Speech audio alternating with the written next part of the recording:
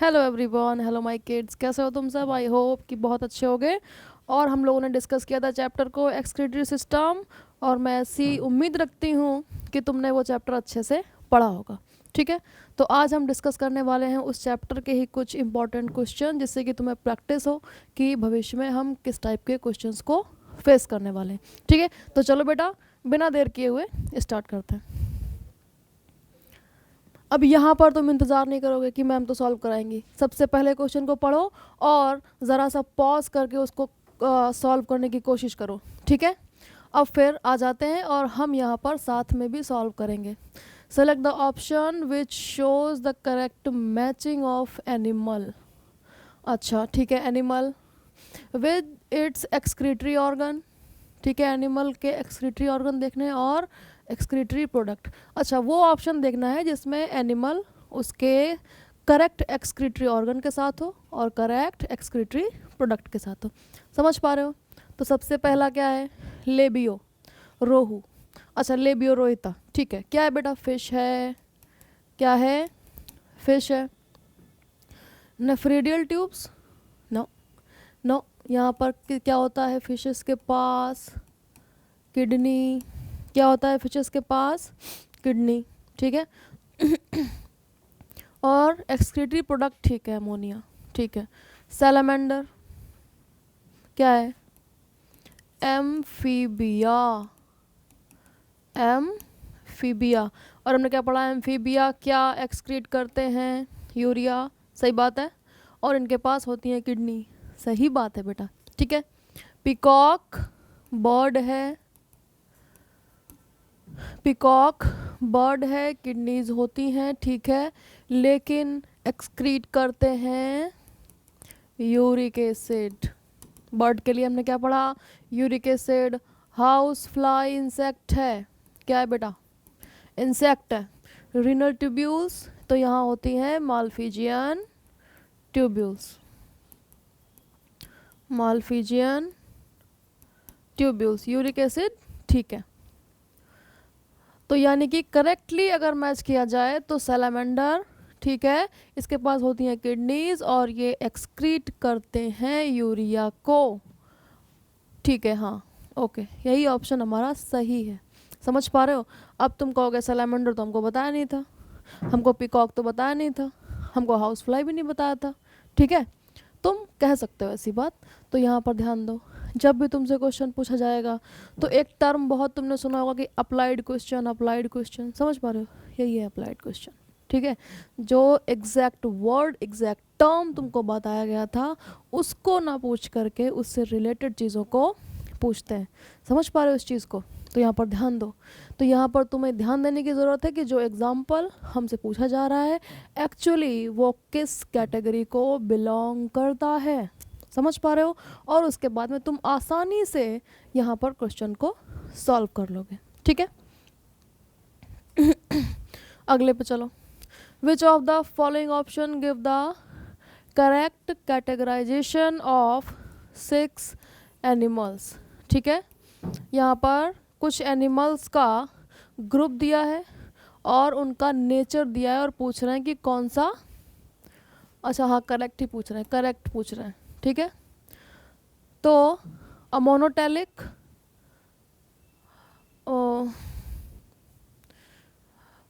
Ureotelic, uricotelic. ठीक है, तो पिजन और ह्यूमन यानी कि बर्ड और ह्यूमन अमोनोटैलिक। ये अमोनोटैलिक होता है, ह्यूमन नहीं। ठीक है, तो यहाँ पर तो गलत हो गया, आगे जाने की ज़रूरत नहीं। फ्रॉग अमोनोटैलिक, लिजर्ड अमोनोटैलिक नहीं। एक्वेटिक एम्फीबिया अमोनोटैलिक, हाँ ठीक है। एक्वेटिक एम्फीबिया मतलब एम्फीबियन का जो टैडपोल लार्वा पड़ा था ना, एक्वेटिक था वो ना। ठीक है, तो टैडपोल लार्वा कैसा होता है? अमोनोटैलिक, क्योंकि पानी में रहता है, आसपास बहुत सारा पानी भरा हुआ है, पानी की कोई कमी नहीं है, भरपूर पानी यूज़ करो एक्सक्रीशन के लिए। समझ पा रहे हो? फिर इस ये ऑप्शन हमें यहाँ पे सही मिला तो हम इसमें आगे चलेंगे। ठीक है, यूरियोटैलिक, फ्रॉग यूरोटैलिक, क्योंकि हमने पढ़ा कि जब वो लार्वल स्टेज है किसकी? फ्रॉग की, यानी कि टैडपोल लार्वा तब तक क्या रिलीज करता है? अमोनिया, उसके बाद जैसे ही एडल्ट एम्फीबिया आएगा यानी कि फ्रॉग, तो क्या हो जाएगा, यूरिया एक्सक्रीट करने लगेगा। और अपन भी बेटा यूरिया एक्सक्रीट करते हैं, अपन यानी कि ह्यूमन।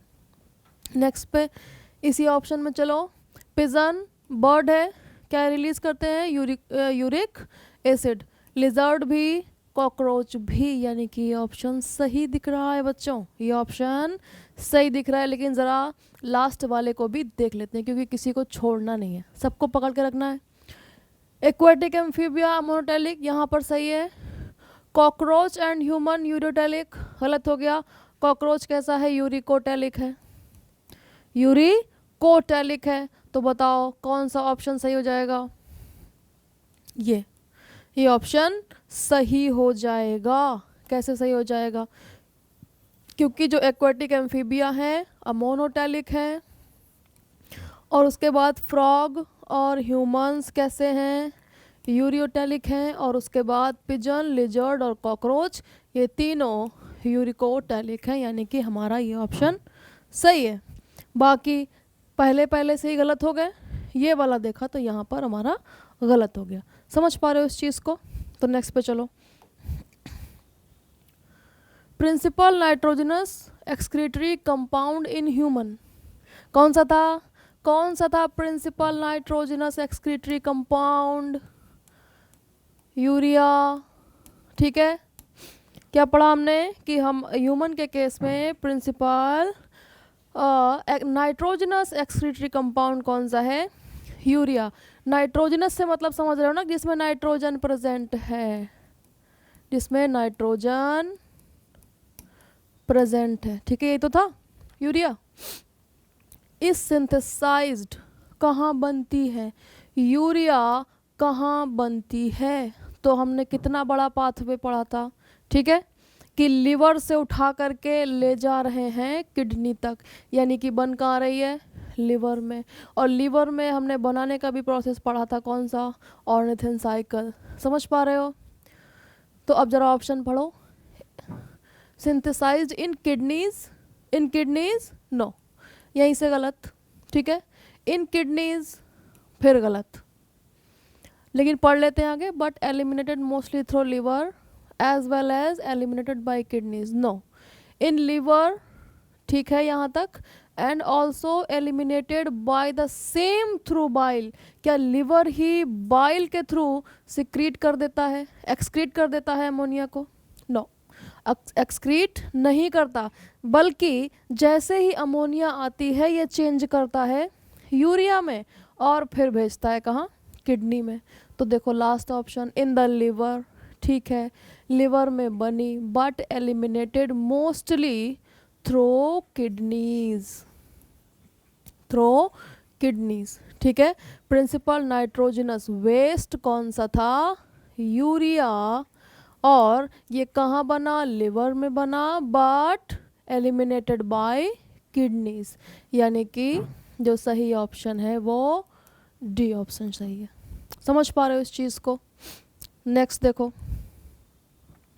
Ornithine cycle. अच्छा, ornithine cycle, remove 2 waste products from the blood in liver.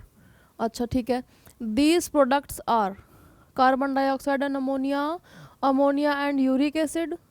No, carbon dioxide and urea, ammonia and urea. Ammonia का तो सवाल ही नहीं उठता, अमोनिया का तो सवाल ही नहीं उठता।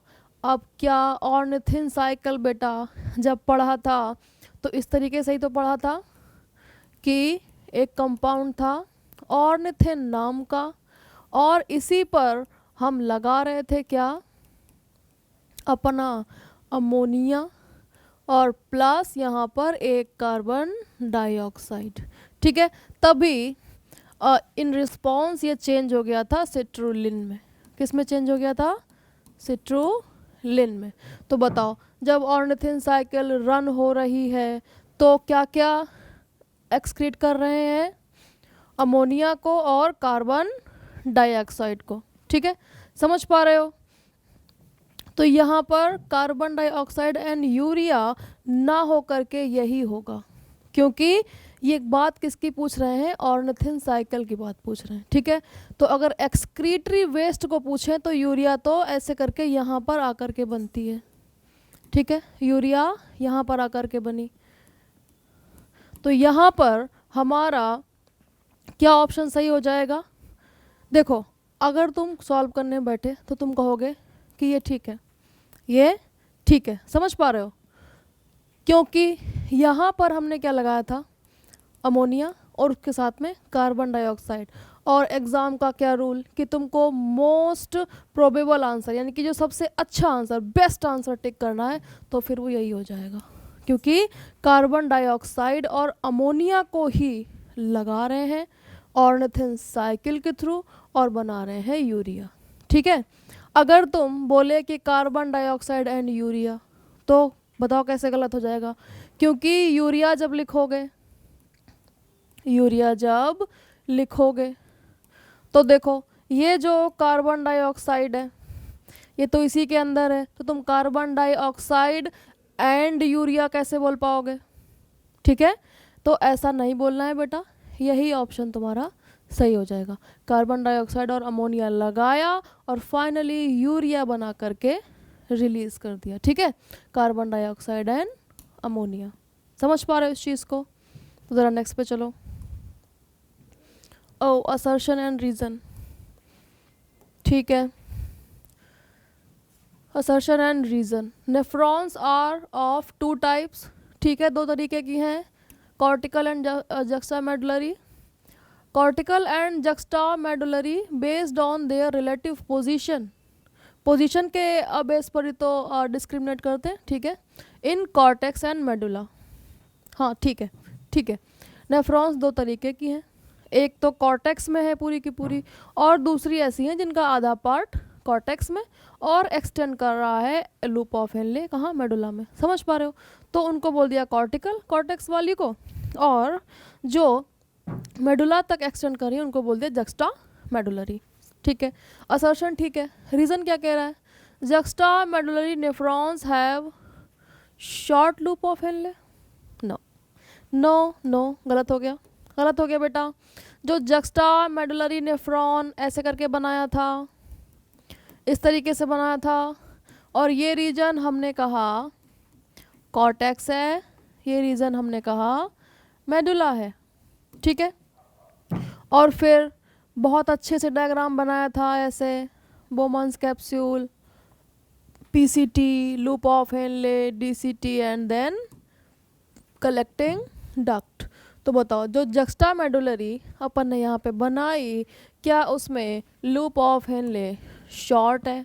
No, loop of Henle short नहीं है, तो यहाँ से ये हो गया गलत। लेकिन फिर भी अपन आगे पढ़ेंगे। Cortical nephrons have longer loop of Henley, नहीं, बिल्कुल उल्टी बात है बेटा। यहाँ पर अगर लॉन्ग होता तो सही हो जाता, और यहाँ पर शॉर्ट होता तो ठीक हो जाता, यानी कि अपन का असर्शन ही ठीक है बेटा। Assertion is true but reason is false, यानी कि option A is correct. Which of the following statement is correct, ठीक है, करेक्ट पूछ रहे हैं, करेक्ट पूछ रहे हैं। The descending limb of loop of Henle is impermeable to water, impermeable to water बनाया, ठीक है। जब पढ़ रहे थे हम, किसको पढ़ रहे थे? काउंटर करंट मैकेनिज्म को। तो हमने देखा यहाँ से वाटर बाहर आता रहता है, यहाँ से वाटर बाहर आ जाता है, और इधर से कौन बाहर आते हैं? आयंस, ठीक है। अब देखो यहीं से देखो, descending limb of loop of Henle, descending मतलब नीचे की तरफ जा रहा है, इम्परमिएबल टू वाटर, अगर इम्परमिएबल है तो वाटर बाहर कैसे आया? यानी कि गलत। The ascending limb of loop of Henle is permeable to water, no no, ठीक है। असेंडिंग मतलब ये किसके लिए परमिएबल है बेटा? आयंस के लिए, तो इनकी ये बात भी गलत हो गई। The descending limb of loop of Henle is permeable to electrolytes, नहीं, इलेक्ट्रोलाइट्स के लिए परमिएबल नहीं है। ये किसके लिए परमिएबल है? वाटर के लिए, ठीक है। और कंफ्यूज होने का नहीं, इन्हीं को इलेक्ट्रोलाइट्स भी कहते हैं, इन्हीं को इलेक्ट्रोलाइट्स भी कहते हैं। तुम कहो कि नहीं, आपने तो कहा था आयंस के लिए, यहाँ तो कह दिया इलेक्ट्रोलाइट्स, इन्हीं को इलेक्ट्रोलाइट्स कहते हैं। समझ पा रहे हो? The ascending limb of loop of Henle is impermeable to water, ठीक है। असेंडिंग लिम्ब ये है, हाँ ठीक है, असेंडिंग लिम्ब ये है, और ये कैसा है? वाटर के लिए इम्परमिएबल है, लेकिन परमिएबल किसके लिए है? इलेक्ट्रोलाइट्स के लिए या फिर आयंस के लिए। तो बताओ कौन सा ऑप्शन सही? ये तीनों ऑप्शन तो गलत हो गए ना, ये भी गलत, ये भी गलत, ये भी गलत, और ये ऑप्शन सही है मेरे बच्चों, ठीक है। ये ऑप्शन सही है। देखो कुछ नहीं है बेटा, इतने इतने बड़े बनाए हैं इन्होंने ऑप्शन, ठीक है। जब तक कि तुम यहाँ से पढ़ के यहाँ तक पहुँचो तब तक तुम यही भूल जाओ कि पीछे पढ़ा क्या था। तो ज़रा यहाँ पर इस तरीके से मार्क करके सॉल्व करने की कोशिश किया करो जब तुम्हें ऐसा लगे कि यहाँ पर बहुत ज़्यादा हो गया। डिसेंडिंग लिम्ब, ठीक है, इम्परमिएबल टू वाटर, इतना ही काम का है। Ascending limb permeable to water, descending limb permeable to electrolyte, ascending limb impermeable to water। काम सिर्फ इतना ही है बेटा। तुमको उलझाने के लिए वो बड़े बड़े क्वेश्चन लिखेंगे, लेकिन तुम मत उलझना। तुम कहोगे कि अपन ने उलझेंगे, अपन यहाँ पर मार्क करके चलेंगे कि हमारे काम की चीज़ कितनी है। समझ पा रहे हो? ठीक है। तो यहाँ पर ध्यान रखो, असेंडिंग और डिसेंडिंग में ही वो तुमको फंसाने की कोशिश करेंगे, लेकिन बेटा तुम मत फंसना। Next, maximum amount of electrolytes and water from the glomerular filtrate is reabsorbed in which part of the nephron. जब हमने पढ़ा तो हमने सबसे पहले यही कहा कि भैया जो पीसीटी है यहीं पर होता है मैक्सिमम रीएब्जॉर्प्शन। ये तो अपना खाली बैठे रहते हैं और कहते हैं भैया जब कोई समस्या आएगी तभी अपन काम करेंगे, वरना अपन काम नहीं करेंगे, ठीक है। तो यहाँ पर ढूंढो कहाँ पर है ये प्रॉक्सिमल कन्वोल्यूटेड ट्यूब्यूल, ठीक है, from the glomerular filter reabsorb which part of nephron, ठीक है। यही पूछ रहे हैं कि मैक्सिमम रीअब्जॉर्प्शन कहाँ होगा, तो बिल्कुल बिना झिझक के तुम कहोगे कि पीसीटी में। कहाँ होगा? पीसीटी में। बहुत ही सिंपल क्वेश्चन, लेकिन फिर से वही एकदम बड़ा कर देंगे तुमको डराने के लिए, लेकिन तुम मत डरना।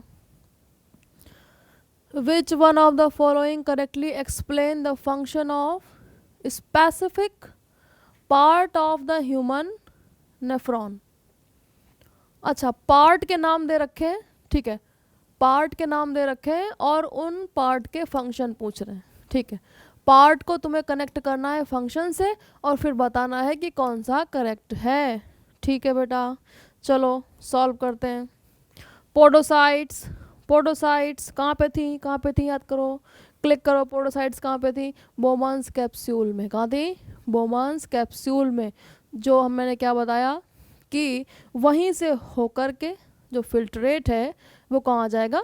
नेफ्रॉन में आ जाएगा। समझ पा रहे हो? तो पोडोसाइट के बारे में क्या लिखा? क्रिएट माइन्यूट स्पेस, ठीक है, slit pores for the filtration of blood into the Bowman's capsule. अरे वाह, पहली बात सही है। हेनलेज लूप क्या करता है? Most reabsorption of the major substance from the glomerular filtrate. नहीं, जैसे ही तुम बेटा शब्द सुनोगे मोस्ट रीअब्जॉर्प्शन, तुम कहोगे भैया ये पीसीटी है और किसी को हम यहाँ पर एंट्री नहीं करने देंगे। डीसीटी क्या करता है? Reabsorption of potassium ions into the surrounding blood capillaries. No, जब हमने डायग्राम बनाया था तो कई सारे सेक्शंस बनाए थे, है ना। जो डायग्राम था ना बेटा, इसमें कई सारे सेक्शंस थे जो हमने बताया कि ये जो एरो ऊपर की तरफ जा रहे हैं वो रीअब्जॉर्प्शन है, और जो एरो इस तरीके से यहाँ जा रहे हैं नेफ्रॉन के अंदर, वो क्या है, सिक्रीशन है। और याद करो बेटा, और अपनी बुक में उठा करके देखो कि जो पोटेशियम है वो सिक्रीट होता है, ना कि री एब्जॉर्ब। समझ पा रहे हो? तो यहाँ पर री एब्जॉर्प्शन की वजह से ये ऑप्शन गलत हो गया। यहाँ पर अगर सिक्रीशन होता तो सही हो जाता। दूसरी बात, ब्लड कैपिलरी नहीं, यहाँ पर सिक्रीशन कहाँ से हो रहा है, मेडुलरी इंटरस्टिशियम से हो रहा है। ठीक है। लास्ट क्या कह रहे हैं, अफरंट आर्टीरियोल। ठीक है, अफरंट मतलब आने वाली, यहाँ पे आने वाली। Carries the blood away from the glomerulus towards, ओहो, दूर ले जा रहे हैं। अफरंट मतलब आने वाले, और इफरंट मतलब जाने वाले, एग्जिट लेने वाले। ठीक है, तो अफरंट तो बेटा ला रहे हैं, और ये कह रहे हैं कि अवे, हो गया गलत। तो यानी कि ये भी गलत, ये भी गलत, ये भी गलत, एक अकेला ऑप्शन सही। किसके बारे में, पोडोसाइट्स के बारे में। Next, which of the following factor is responsible for the formation of concentrated urine? Concentrated urine. और जैसे ही कंसंट्रेशन वाला वर्ड आएगा तुमको फटाक से क्लिक होना चाहिए, कौन, लूप ऑफ हेनले। कौन, लूप ऑफ हेनले। ठीक है, कंसंट्रेशन का वर्ड सुनते ही तुम्हारा दिमाग चमक जाना चाहिए, और तुम कहोगे कि अब अपन LOH के अलावा किसी की बात नहीं करेंगे, किसी की बात नहीं करेंगे। ठीक है, तो देखो कहाँ है, hydrostatic pressure during glomerular filtration, low levels of ADH, maintaining hyperosmolarity towards the medullary interstitium, अच्छा, in the kidneys, secretion of erythropoietin by juxtaglomerular complex. क्या ऑप्शन है, बेकार ऑप्शन है। Hydrostatic pressure during glomerular filtration, तो बताओ glomerular filtration के समय क्या यहाँ पर ये जो पूछना चाह रहे हैं कंसंट्रेशन ऑफ यूरिन, यहाँ वहाँ पर कुछ रोल है। ठीक है, क्योंकि ग्लोमेरुलर फिल्ट्रेशन जिनका शॉर्ट लूप ऑफ हेनले होगा, कॉर्टिकल नेफ्रॉन्स, उनमें भी हो रहा होगा, और जिनका लॉन्ग लूप ऑफ हेनले है, जहाँ पर कंसंट्रेशन ऑफ यूरिन हो रहा है, वहाँ पर भी हो रहा होगा।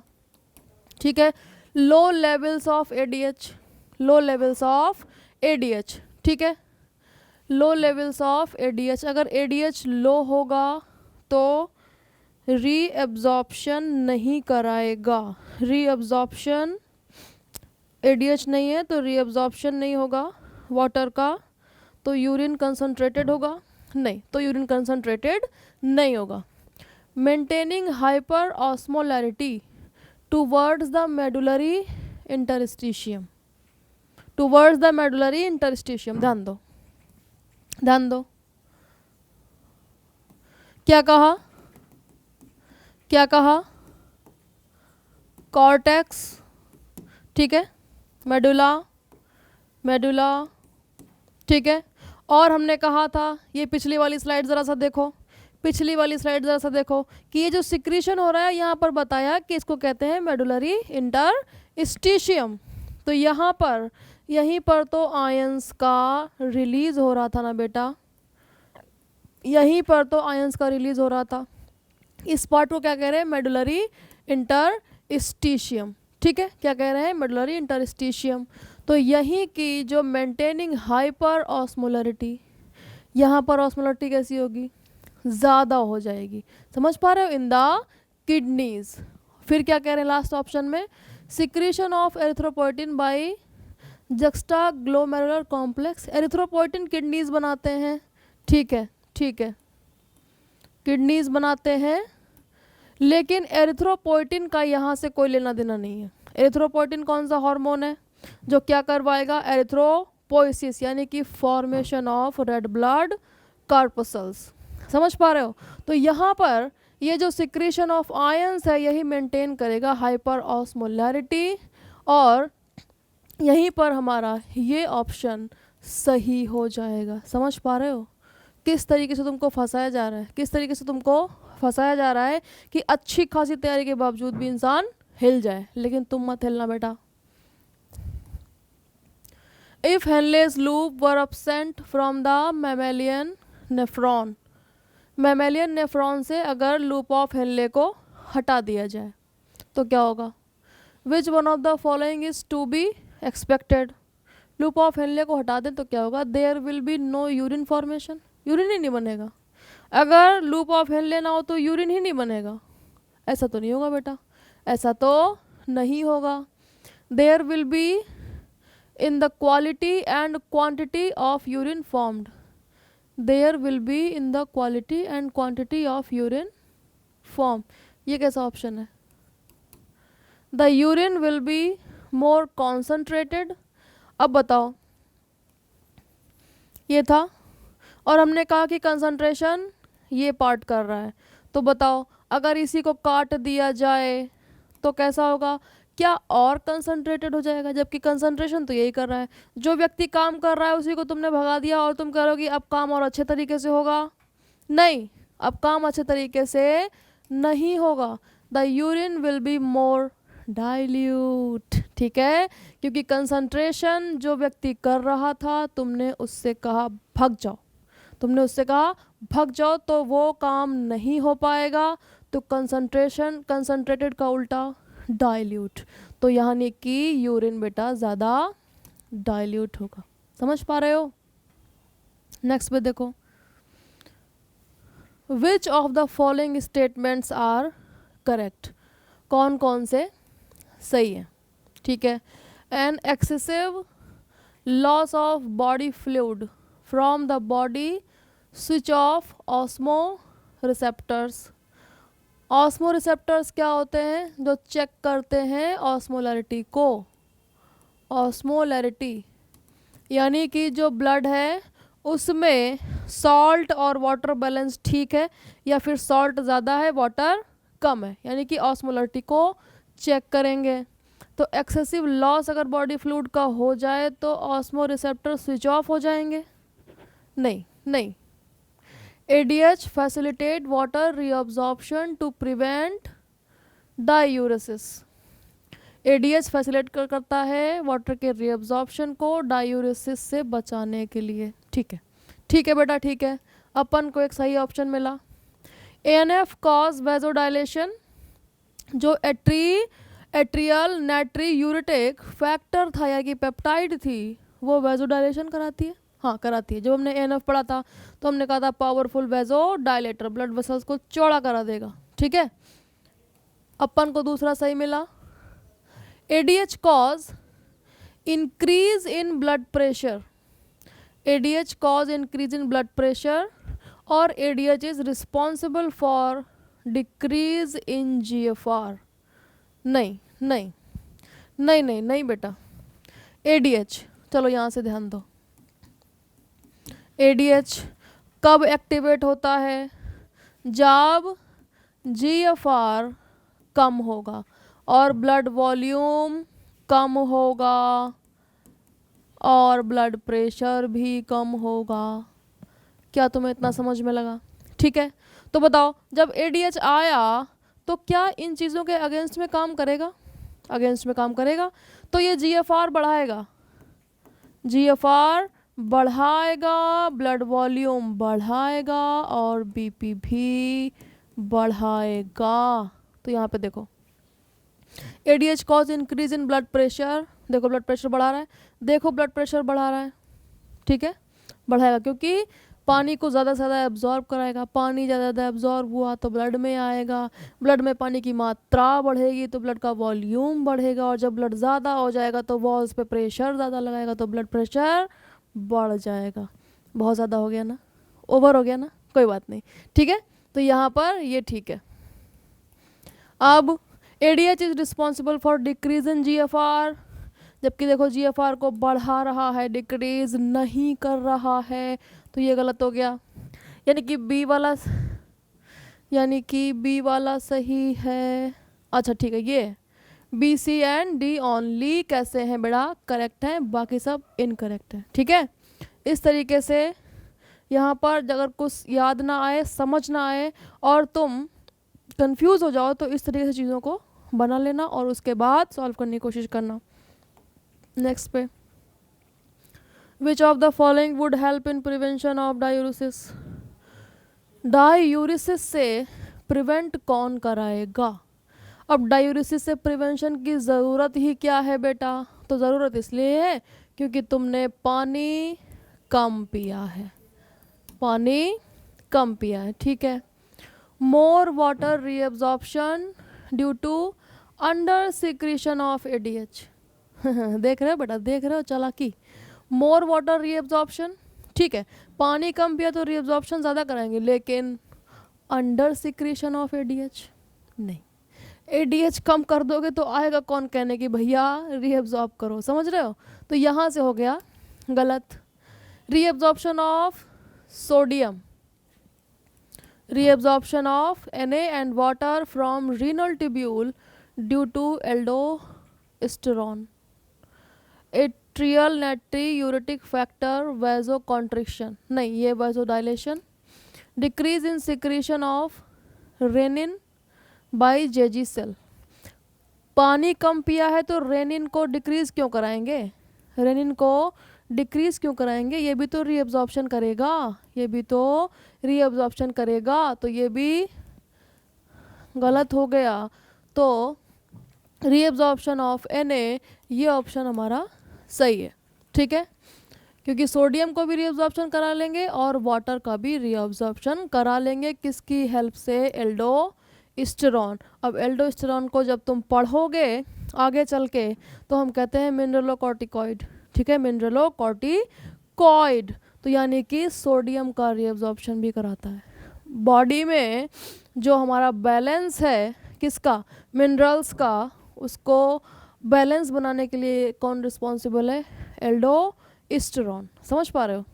जब आगे पढ़ेंगे तो तुम डिटेल में समझोगे कि आखिर मिनरलोकॉर्टिकॉइड क्यों कहा। विच of the following cause an increase in sodium reabsorption in the distal convoluted tubule. अच्छा, डीसीटी की बात कर रहे हैं, ओके, डीसीटी की बात कर रहे हैं और सोडियम रीअब्जॉर्प्शन की बात कर रहे हैं, ठीक है। Increase in anti diuretic hormone level, in decrease in aldosterone level, decrease in anti diuretic hormone level. Reabsorption कराना है यानी कि एल्डोस्टेरॉन और एडीएच, ये डिक्रीज तो नहीं होंगे बेटा, ये डिक्रीज तो नहीं होंगे, ठीक है। Increase in aldosterone and increase in ADH. ADH ठीक है, एडीएच ठीक है, क्या करवाएगा? रीअब्जॉर्प्शन। लेकिन ये मेनली पूछ रहे हैं सोडियम। आ गया, आ गया बेटा, आ गया, आ गया। देखो यहीं पर जैसे इसके पहले वाले क्वेश्चन में तुमको मैंने बताया कि जो एल्डोस्टेरॉन है मिनरलोकॉर्टिकॉइड है, मिनरलोकॉर्टिकॉइड, ठीक है।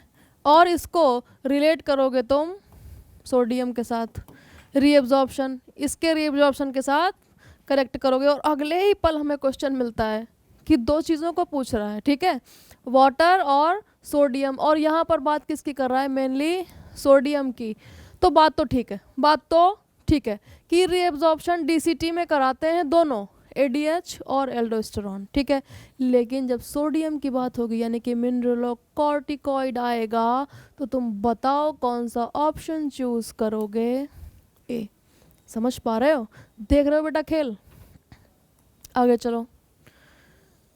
Which one of the following statement is correct with respect to kidney function regulation? अच्छा, करेक्ट पूछा और रेगुलेशन पूछा। When someone drink lot of water, बेटा वही वाला बात है कि तुमने कहा कि अब मैं नहीं मानूंगा, कोई मुझे नहीं रोक सकता, मैं सारा पानी पी डालूंगा। ADH release is suppressed. ADH release is suppressed. ठीक है, जब तुमने ज़्यादा पानी पी लिया तो एडीएच का रिलीज सप्रेस हो जाएगा। Exposure to cold temperature stimulate ADH release.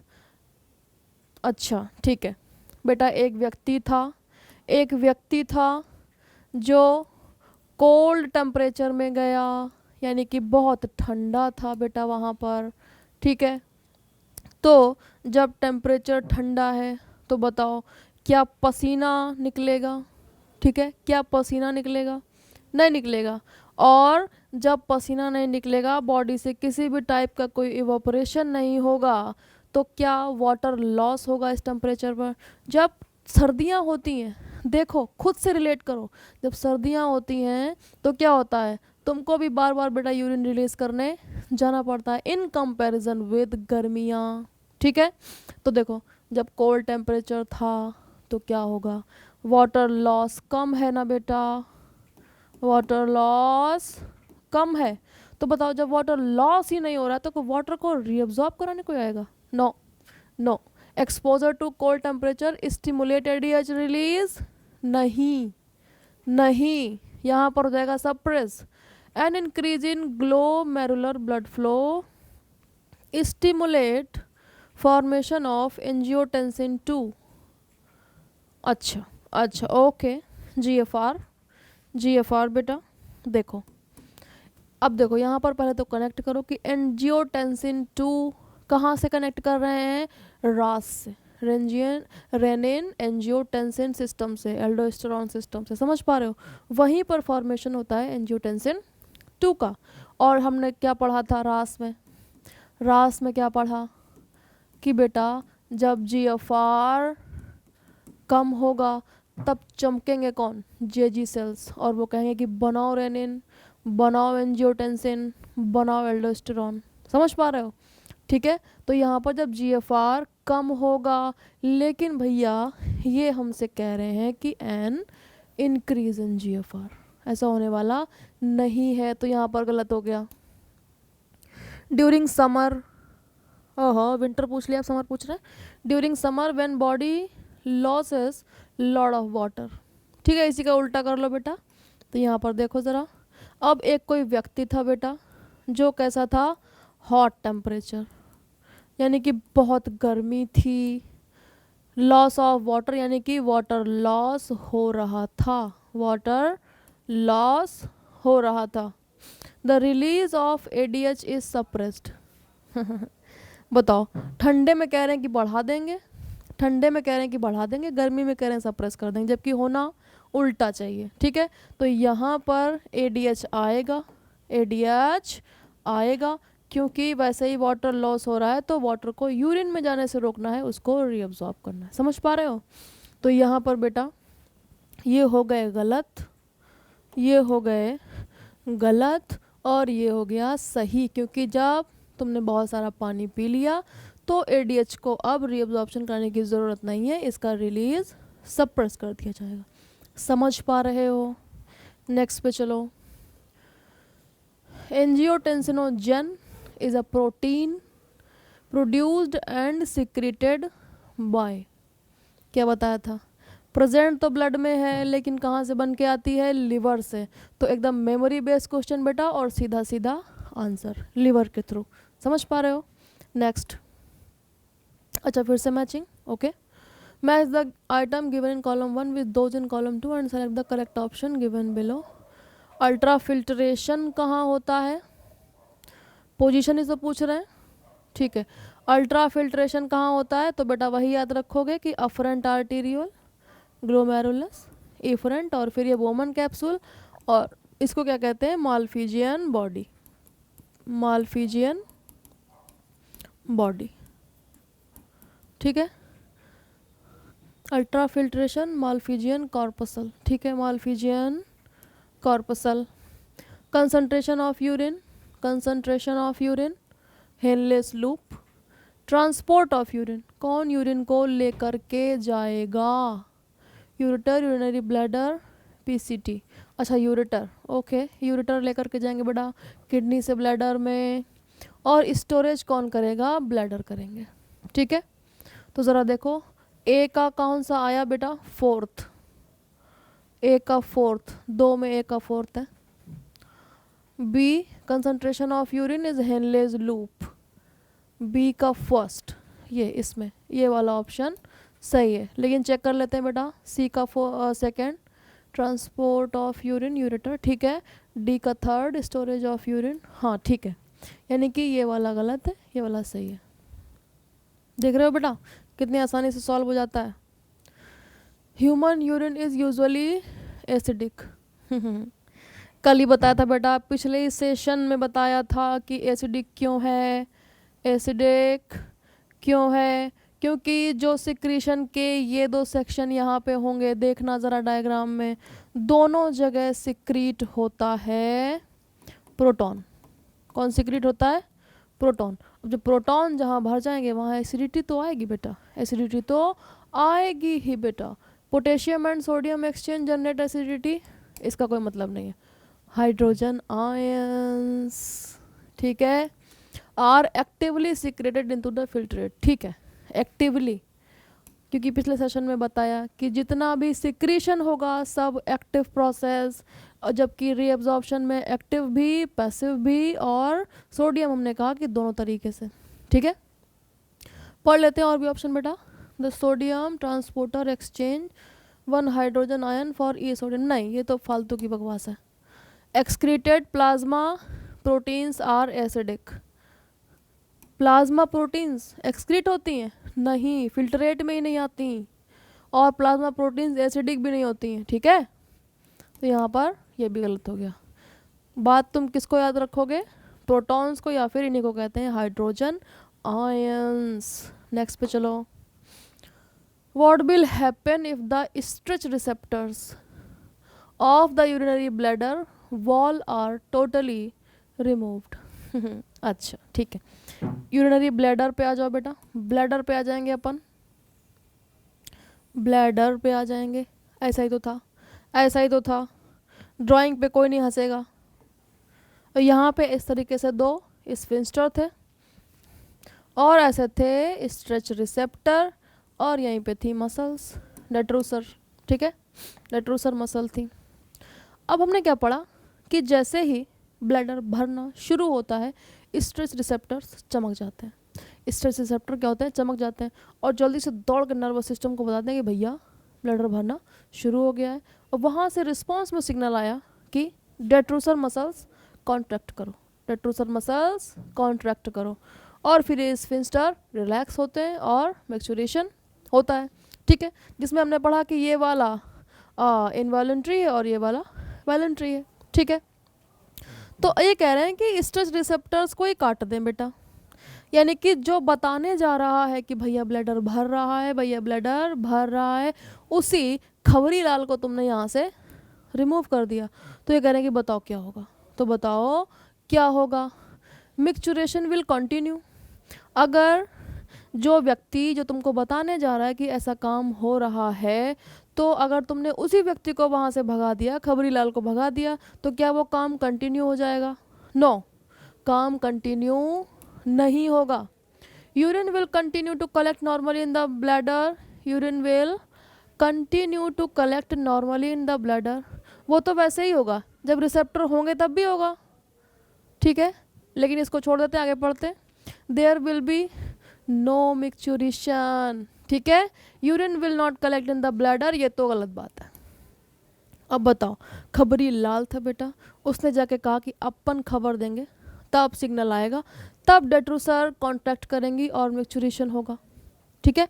लेकिन खबरी लाल बेटा भगा दिया, खबरी लाल को भगा दिया, बोला नहीं भग जाओ, यहाँ से रिसेप्टर्स को हटा दिया, तो जो काम वो करवा रहे थे खबर दे करके वो काम नहीं होगा, यानी कि ऑप्शन सी इज करेक्ट, ठीक है। ध्यान देना चीज़ों पे। Use of an artificial kidney, artificial kidney यानी कि हीमोडायलाइजर में रिजल्ट इन, अच्छा आर्टिफिशियल किडनी लगा रहे हैं तो क्या होगा? Nitrogenous waste buildup in the body, नहीं, आर्टिफिशियल किडनी लगा तो रहे हैं, आराम से बढ़िया नाइट्रोजनस वेस्ट रिमूव हो रहे हैं, उसी के लिए तो लगा रहे हैं, वही काम नहीं होगा तो फ़ायदा क्या बेटा लगाने का, लगाने का फ़ायदा क्या होगा? तो ये तो सही बात है। Nitrogenous waste buildup in the body, non elimination of excess potassium ions, reduced absorption of calcium ions from gastrointestinal tract, reduce RBC production. Okay, देखो बेटा चालाकी, ये कहाँ से रिलेट कर रहे हैं, ये कहाँ से रिलेट कर रहे हैं, मेटाबॉलिज्म से। कहाँ रिलेट कर रहे हैं, मेटाबॉलिज्म से। यहाँ पर देखो कैल्शियम आयंस का रीएब्जॉर्प्शन यानी कि मेटाबॉलिज्म यानी कि विटामिन्स में जाके रिलेट कर दिया है। ओके, विटामिन्स में रिलेट कर दिया। तो ज़रा ध्यान दो, जो बेटा किडनी होती हैं, ठीक है, ये क्या करती हैं, activation of vitamin, activation of vitamin, ठीक है। कोलेकैल्सिफेरॉल पढ़ते हो ना, विटामिन D3, और उस पर जो उसका एक्टिवेशन होता है, तो पहला एक्टिवेशन लीवर में और दूसरा किडनी में, समझ पा रहे हो, ठीक है। तो जो एक्टिवेशन होते हैं 1 by 1, तो जो एक होता है कहाँ, लिवर में, और दूसरा किडनी में, समझ पा रहे हो। यही पूछ रहे हैं, यानी कि जब किडनी हटा दी, आर्टिफिशियल किडनी लगा दी, तो एक्टिवेशन ऑफ विटामिन डी नहीं हो पाएगा, और विटामिन डी ही रिस्पॉन्सिबल होता है एब्जॉर्प्शन ऑफ कैल्शियम आयंस के लिए, ठीक है। इंटेस्टाइन कैल्शियम आयंस को तभी एब्जॉर्ब करेगी खाने से जब विटामिन डी बगल में खड़ा रहेगा, बोलेगा कोई बात नहीं, तुम रीअब्जॉर्ब करो, हम हैं यहाँ पर, हम हैं यहाँ पर बेटा, हम कुछ नहीं होने देंगे, तुम एब्जॉर्ब करो कैल्शियम को, जितना आता है एब्जॉर्ब करो, अपन यहाँ आए कुछ नहीं होने देंगे, ठीक है। लेकिन बेटा अब जब किडनी नहीं है, किडनी है आर्टिफिशियल, तो विटामिन डी का एक्टिवेशन नहीं हो पाएगा, और जब एक्टिवेशन नहीं हो पाएगा तो वहाँ पे खड़ा रहने के लिए कोई नहीं है कि आ जाओ कैल्शियम, अपन खड़े, तुम चिंता मत करो। तो यहाँ पर कैल्शियम आयंस का एब्जॉर्प्शन रुक जाएगा। कहाँ कनेक्ट कर रहे हैं, ठीक है। तो यहाँ पर ये तो ठीक है, रिड्यूस आरबीसी प्रोडक्शन जब किडनी से देखा तो क्या कहते हैं, एरिथ्रोपोइटिन, एरिथ्रोपोइटिन बनाते हैं, और एरिथ्रोपोइटिन ही रिस्पॉन्सिबल है किसके लिए, आरबीसी की प्रोडक्शन के लिए। तो ये भी रुक जाएगा, ठीक है। यानी कि सी और डी करेक्ट। देख रहे हो बेटा किस तरीके से क्वेश्चन कहाँ से कहाँ कनेक्ट कर दिया। Next, match the items given in column 1 which those in column 2 and state the correct given below. Correct पूछ रहे हैं।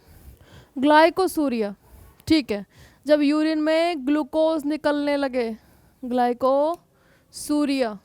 गाउट, यूरिक एसिड जम जाए तुम्हारे जोड़ों में, कहाँ है, कहाँ है, कहाँ है बेटा, ये है accumulation of uric acid in joints.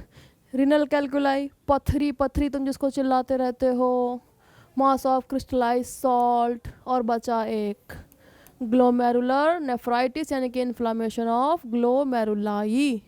यानी कि ए का बेटा कौन पे मैचिंग हो रहा है, 4th पे। तो अपन बेटा ढूंढेंगे और देखो सिर्फ एक ही ऑप्शन में ए का मैचिंग 4th में, लेकिन ज़रा सा चेक कर लो। बी का फर्स्ट, ठीक है, सी का सेकंड, ठीक है, और डी का थर्ड, ठीक है। समझ पा रहे हो बेटा। तो देखो बेटा किस तरीके से घुमा घुमा के क्वेश्चन पूछे जाते हैं। इसका मतलब है कि तुमको प्रैक्टिस होना बहुत ज़रूरी है, और चीज़ों को ऐसा नहीं कि एक सिस्टम से क्वेश्चन आया तो वो दूसरे सिस्टम पे कनेक्ट नहीं करेगा। देखो डाइजेशन से कनेक्ट कर दिया है, ठीक है, किससे कनेक्ट कर दिया, डाइजेशन से। समझ पा रहे हो। तो कई चीज़ें जैसे कि यहाँ पर कार्डियोवैस्कुलर सिस्टम से भी कनेक्ट कर देंगे, हार्ट को भी ले लेंगे, तो पूरी ह्यूमन फिजियोलॉजी आपस में एक दूसरे से कनेक्टेड है।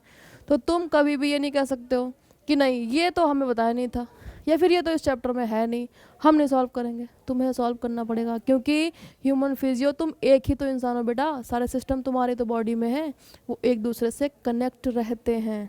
समझ पा रहे हो। तो ये सारे क्वेश्चन प्रैक्टिस करो और अपनी स्टडी को कंटिन्यू रखो। Thank you.